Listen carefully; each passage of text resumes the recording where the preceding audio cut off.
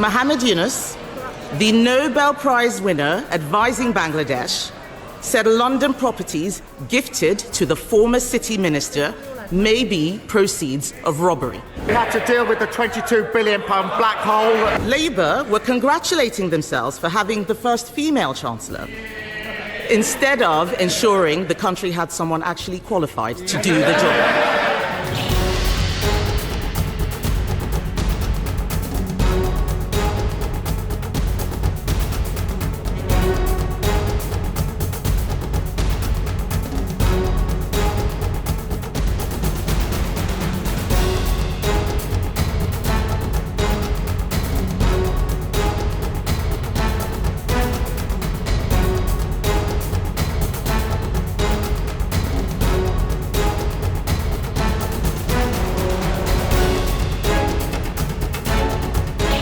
Speaker, at a time of turmoil in the markets, the Prime Minister was distracted by the crisis around the former City Minister. What does it tell us about his judgment that yesterday he said he was saddened that his close friend resigned? This was an anti-corruption minister under criminal investigation for corruption. Muhammad Yunus, the Nobel Prize winner advising Bangladesh, said London properties gifted to the former City Minister may be proceeds of robbery. So, will the Prime Minister offer Bangladesh the full support of our National Crime Agency in ensuring that any properties bought with stolen funds are properly investigated? Prime Minister. Mr. Speaker, the former City Minister referred herself to the independent adviser. He found, as she well knows, there was no breach of the code. He knows that he found there was no wrongdoing, and the former minister fully cooperated. She referred herself a week ago Monday. I got the report yesterday, and she resigned yesterday afternoon. Compare that with the Shadow Foreign Secretary, who breached the Ministerial Code. Her predecessor, Batu, ignored it. It was the adviser that then had to resign because he wasn't taken seriously, and she's now serving the leader of the opposition. What a contrast. Thank God the British public chucked them out. Mr. Speaker, he did not answer the question about the National Crime Agency. No answer to investigating dodgy Labour ministers, just as last week he didn't want an inquiry that might expose dodgy Labour councils. The Prime Minister knowingly appointed a convicted fraudster as his Transport Secretary. The anti-corruption minister he had full confidence in only days ago resigned yesterday in disgrace.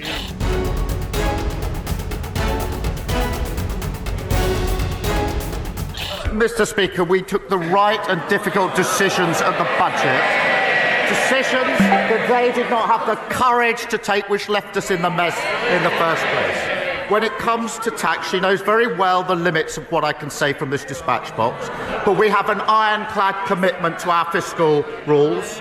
We can't just tax our way out of the problems that they left us, which is why we put in place tough. They were howling at the spending decisions. They wouldn't take them, and we'll stick to those spending decisions, and our focus is absolutely on growth. But their record, they flatlined the economy. They flatlined the economy, a mini-budget that crashed the economy, worst cost of living crisis in living history, and they left a £22 billion black hole, not taking lessons from them on the economy. Mr. Speaker, the Prime Minister knows very well the OBR found no such black hole. And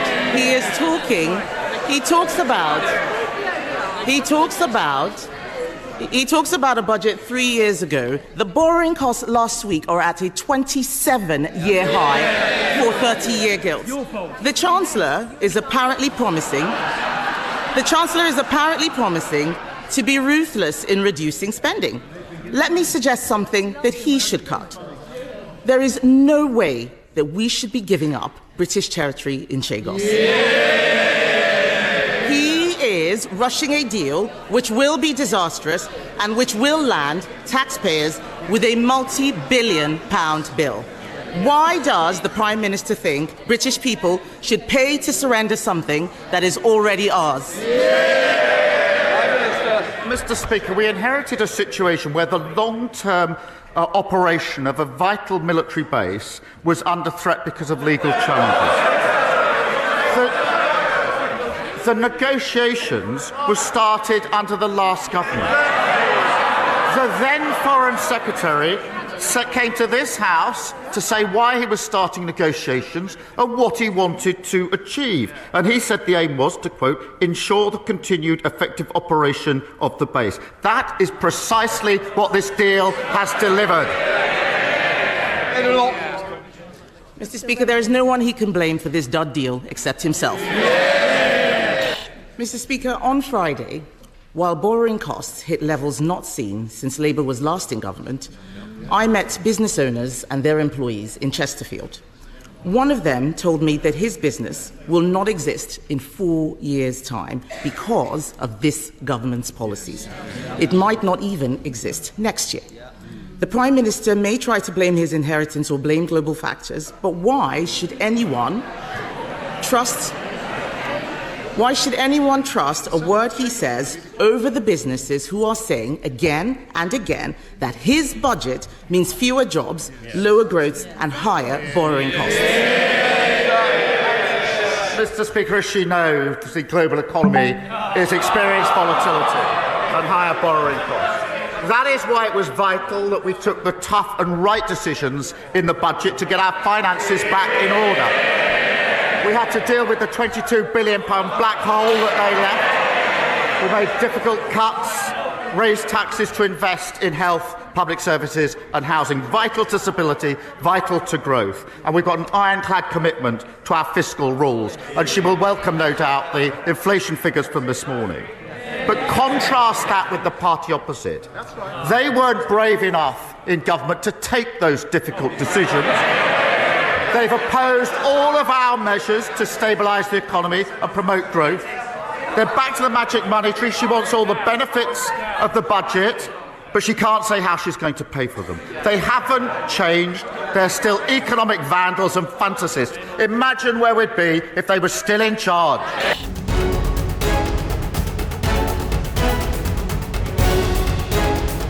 Labour were congratulating themselves for having the first female Chancellor, instead of ensuring the country had someone actually qualified to do the job. The Prime Minister,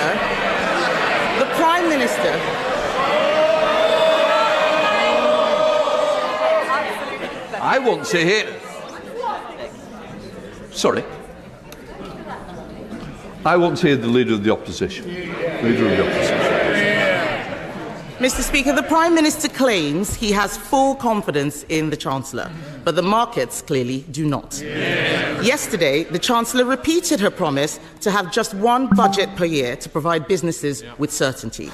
The talk in the City is that she can't meet her fiscal rules and there will need to be an emergency budget. So does the Prime Minister stand by the Chancellor's commitment that there will be only one budget this year? Prime Minister. She'll be pleased to know the Chancellor will be in place for many, many years to come. She'll outstrip them. Mr. Speaker, if we all thought the politics was about cheap points, I could criticise their chancellors, but I don't have enough time to go through all of the chancellors that they had. We have one budget, that's what we're committed to, strong fiscal rules, and we'll stick to them, unlike the party opposite. He is negotiating a secret deal to surrender British territory, and taxpayers in this country will pay for the humiliation. Now it turns out his government may write a cheque to compensate Jerry Adams. This is shameful. We left him the fastest growing economy in the G7. In just 6 months, under his leadership, it's been taxes up, borrowing up, mortgage rates up, and that's not all. Business confidence is down, jobs are down, growth is down. Can the country afford 4 more years of his terrible judgments? Mr. Speaker, among that barrage of complete nonsense, there is one point that I need to address, because it's the the Legacy Act, and it will be of real interest across the House. That Act was unfit because, well, not least because it gave immunity to hundreds of terrorists and wasn't supported by victims in Northern Ireland, nor, I believe, by any of the political parties in Northern Ireland. The court found it unlawful. We will put in place this is a serious point. We will put in place a better framework. We're working on a draft remedial order and replacement legislation, and we will look at every conceivable way to prevent these types of cases claiming damages. And it's important I say that on the record. But as for her claim and her nonsense, they crashed the economy. Mr. Speaker, I got a letter this week from a Tory voter in a Labour seat. I hope they don't mind me saying who it was. It was Liz Truss. Mr. Speaker, it wasn't written in green ink, but it might as well have been. She was complaining that saying she'd crashed the economy was damaging her reputation. It was actually crashing the economy that damaged her reputation. Mr. Speaker, what have we heard? All they've got is complaining. No defence for their sorry record. They don't even acknowledge it. No ideas, no policy. They're like a blank piece of paper, blowing hopelessly in the wind. No wonder the country put them in the bin.